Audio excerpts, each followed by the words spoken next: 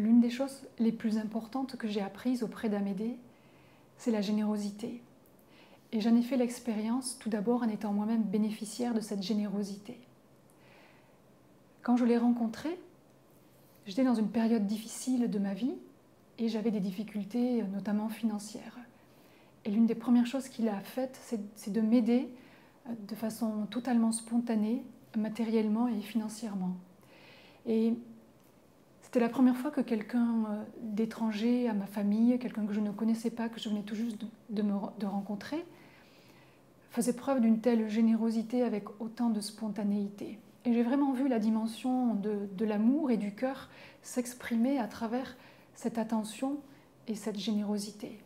Ça m'a beaucoup touchée, ça m'a beaucoup interpellée et j'ai pris conscience aussi de l'importance de cette générosité et de cette ouverture du cœur, qui est au cœur des enseignements d'ailleurs d'Amédée.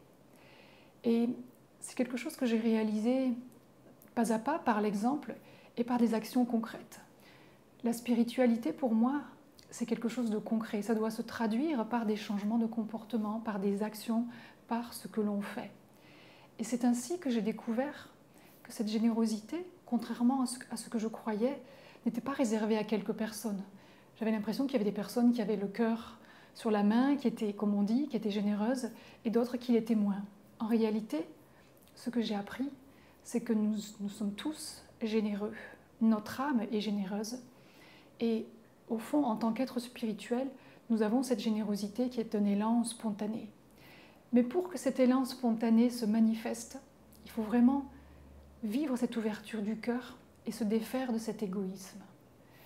Car notre société, particulièrement en Occident et je dirais en France, pour moi ce n'est pas le cas de toutes les cultures, mais là où j'ai grandi, la générosité n'est pas quelque chose d'évident pour tout le monde, de la même façon que l'hospitalité.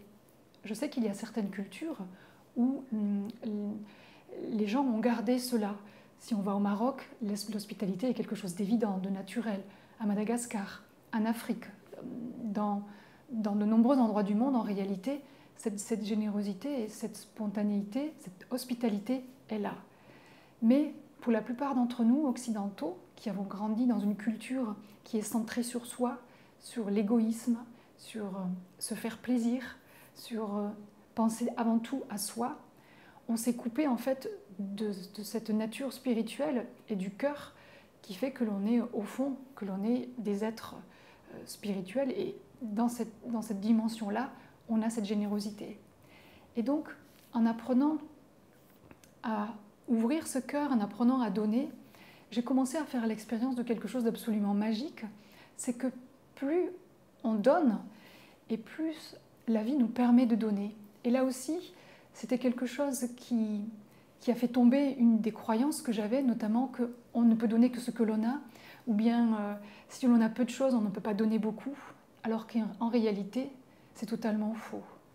On peut donner tout l'amour qu'on n'a pas reçu, on peut distribuer des richesses que l'on ne possède pas, à condition de le faire pour les autres, ne pas le faire pour soi, mais de le faire dans cette ouverture du cœur et dans cet altruisme. Et c'est ce que m'a appris ce chemin. Et ça a été une expérience vraiment formidable, vraiment magique, parce que j'ai découvert que c'est en donnant que l'on reçoit ce qu'il y a de plus précieux, et plus on donne, et plus la vie nous permet de donner. Et plus on est dans cet élan de donner, et plus notre cœur s'ouvre, et plus on vit ce sentiment de libération, puisque lorsqu'on n'est plus tourné uniquement vers soi, et que l'on est tourné vers les autres, attentif à l'autre, aux autres, à ce moment-là, on fait vraiment l'expérience de cette ouverture du cœur et de cet amour inconditionnel qui peut s'exprimer à travers nous.